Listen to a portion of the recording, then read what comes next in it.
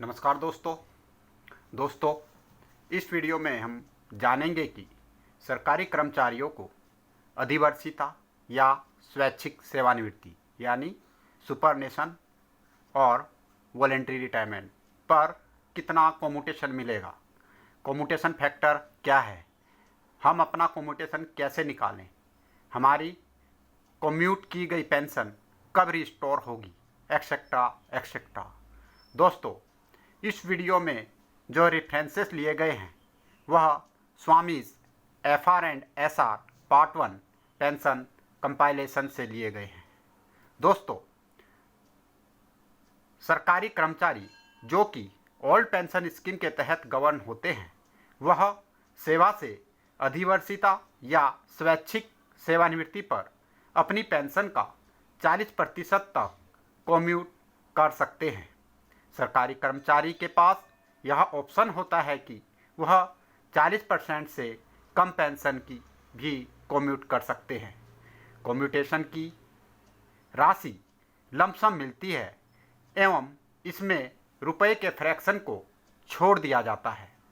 यदि सरकारी कर्मचारी सेवानिवृत्ति की तिथि के 1 वर्ष के अंदर कम्यूटेशन का ऑप्शन प्रयोग कर लेता है तो उसे मेडिकल एग्जामिनेशन कराने की आवश्यकता नहीं होती है। लेकिन यदि वह सेवानिवृत्ति के 1 वर्ष के बाद कम्यूटेशन के ऑप्शन का प्रयोग करता है तो उसे चिकित्सा जांच करवाने की आवश्यकता होती है। लमसम की जो राशि मिलती है वह कम्यूटेशन फैक्टर टेबल में दिए गए फैक्टर के अनुसार देय होती है।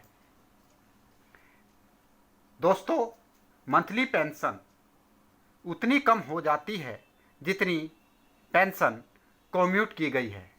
पेंशनर जो अपनी पेंशन के किसी भी भाग को कम्यूट करते हैं उनके द्वारा कम्यूट की गई पेंशन 15 वर्ष के पश्चात रिस्टोर हो जाती है। कम्यूट की गई पेंशन के ऊपर डीए मिलता है एवं यह डीए पेंशनर को पेंशन कम्यूट करने के पश्चात भी मिलता रहेगा। दोस्तों, कम्यूटेशन ऑफ पेंशन को निकालने का फार्मूला है portion of pension commuted into commutation factor into 12। दोस्तों, कम्यूटेशन फैक्टर रिटायरमेंट होने के नेक्स्ट बर्थडे का लिया जाता है। एज नेक्स्ट बर्थडे का कम्यूटेशन फैक्टर टेबल इस प्रकार से है। 41 ईयर नेक्स्ट बर्थडे एज, यानी अगर कोई 20 ईयर में अपॉइंट होता है और 20 ईयर के बाद वह वॉलंटरी रिटायरमेंट जाता है तो उसके लिए यह फैक्टर लागू होगा 9.075। चूँकि 20 ईयर उसकी एज थी जब अपॉइंट हुआ था और 20 ईयर के बाद वह वॉलंटियर रिटायर जा रहा है तो 40 ईयर उसकी एज हुई और नेक्स्ट बर्थडे 41 हुआ, सो उसका कम्यूटेशन फैक्टर 9.075 लिया जाएगा।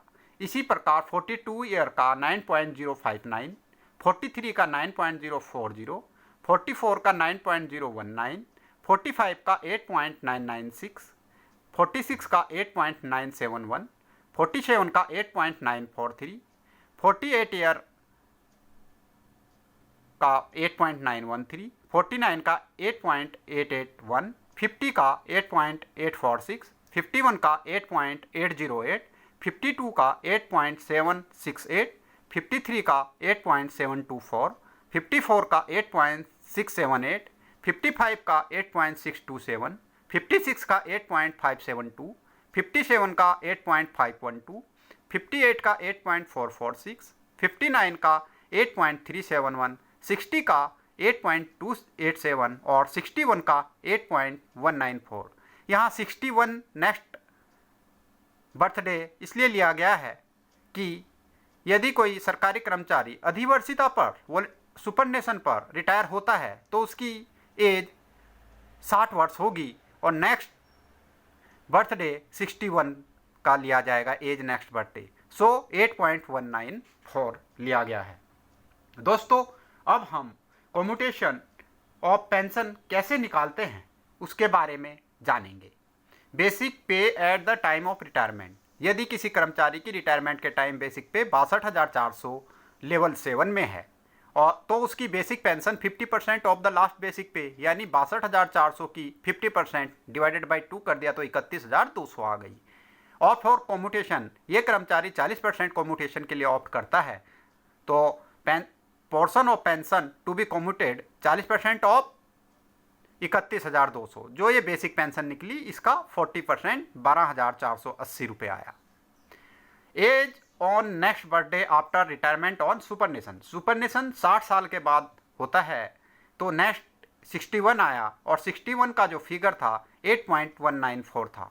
ये 8.61 ईयर पे 8.194, सो यहाँ फिगर 8.194 हुआ। इसका एग्जाम्पल ये हुआ, एग्जाम्पल है पोर्शन ऑफ फॉर्मूला है portion of pension into commutation factor into 12। तो पोर्शन ऑफ पेंशन हमारा जो कम्यूट के लिए किया गया 12,480 निकला।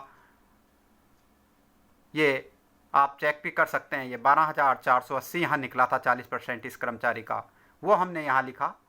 फिगर जो हमारा फैक्टर था 8.194 मल्टीप्लाई बाई 8.94 इंटू 12, मतलब 8.94 जो एज नेक्स्ट बर्थडे की का फैक्टर था वो 8.194 था, उसको 12 से हमने मल्टीप्लाई कर दिया तो हमारा ये 12,27,133 रुपये 44 पैसे बनता है। इसमें हम फ्रैक्शन को इग्नोर कर देते हैं, अगर रुपए का फ्रैक्शन है जैसे 44 पैसे इसको छोड़ दिया जाएगा और ये टोटल 12,27,133 रुपये इस कर्मचारी को मिलेगा। इसका सेकेंड एग्जाम्पल हमने वॉलंटियर रिटायरमेंट के मामले में दिया है। इस मामले में बेसिक पे at the time of volunteer retirement माना इसकी 55,400 है लेवल 7 में और बेसिक पेंशन इसकी 50% ऑफ लास्ट बेसिक पे 55,400 डिवाइडेड बाई 2, 50% मतलब 2, 27,700 रुपये इसकी बेसिक पे बनी। Opt for commutation 40%, portion of pension to be commuted 40% of 27,400 का 40% हो गया 11,080 रुपये।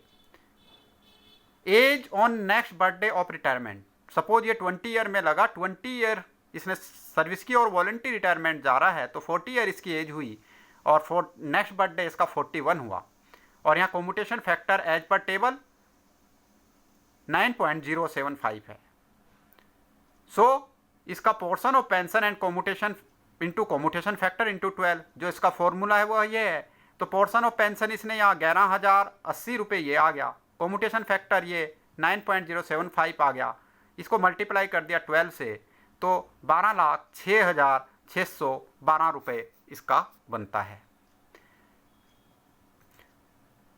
अब जो पेंशन आप कम्यूट करेंगे वह कब वापस होगी और कब से कब कटेगी, उसको कैसे उसका पीरियड देखेंगे, वह इस प्रकार से है। डेट ऑफ रिटायरमेंट किसी कर्मचारी की 31 अक्टूबर 2023 सपोज है। रिड्यूस्ड पेंशन उसको 27,700 उसकी सपोज जो वॉलंटियर गया उसकी 27,700 थी और उसमें से 11,080 उसने 40% कम्यूट कर दी थी तो 16,620 रुपये उसको रिड्यूस पेंशन मिल रही थी। लेकिन वह कब से कब तक मिलेगी, पीरियड ऑफ रिजिड्यूरी या रिड्यूस्ड पेंशन का 15 ईयर होता है तो इसकी 31/10/23 को ये रिटायर हुआ है तो 1/11/2023 से 31/10/2038 15 साल के दौरान ये उसको रिड्यूस पेंशन मिलेगी और ये जो रिड्यूस पेंशन नॉर्मल पेंशन जो ये 27,700 में 1/11/2038 को अपने आप कन्वर्ट हो जाएगी। अब मैं आपको कुछ इम्पोर्टेंट पॉइंट्स के बारे में बताता हूँ। दोस्तों, ऐसे सरकारी कर्मचारी जिनके अगेंस्ट सेवानिवृत्ति से पहले डिपार्टमेंटल ऑफ जुडिशियल प्रोसीडिंग्स चल रही हो, वह जब तक प्रोसीडिंग पेंडिंग है तब तक पेंशन कमिट करने के लिए हकदार नहीं होंगे। यदि किसी पेंशनर की कम्यूटेशन ऑफ पेंशन का ऑप्शन देने से पहले मृत्यु हो जाती है तो फैमिली को 40% पेंशन कमिट करने का लाभ नहीं मिलेगा। ये ध्यान रखना कि इसमें लाभ नहीं मिलेगा यदि कर्मचारी ने ऑप्शन नहीं दिया है। यदि कोई पेंशनर 30% पेंशन कम्यूट करने हेतु ऑप्शन दे देता है। सोचता है कि मैं पहले 30% देता हूँ और बाद में 10% का कम्यूटेशन देने के लिए सोचता है, तो वह ऐसा नहीं कर सकता। इस बारे में कोई भी अभी तक गाइडलाइन नहीं है। The effective date of reduced pension will be as under from the date of receipt of commuted value of pension or at the end of 3 months after issue of authority by the PAO for the payment of commuted value of pension whichever is earlier from the date on which the commuted value of pension is credited by the bank of the applicant accounts to which pension is being credited। दोस्तों, reduce pension की effective date 15 वर्ष है। After 15 years commuted portion of pension restored automatically by the bank, यानी 15 वर्ष के पश्चात जो pension आपने कम्यूट की है वह बैंक द्वारा अपने आप रिस्टोर्ड कर दी जाएगी। इसके लिए सरकारी कर्मचारी को कहीं भी जाने की आवश्यकता नहीं है।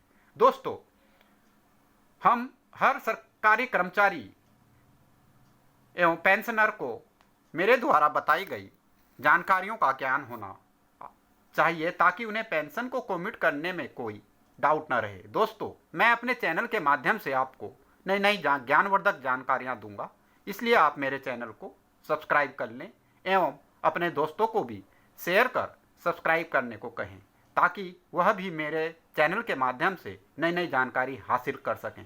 धन्यवाद। जय हिंद, जय भारत।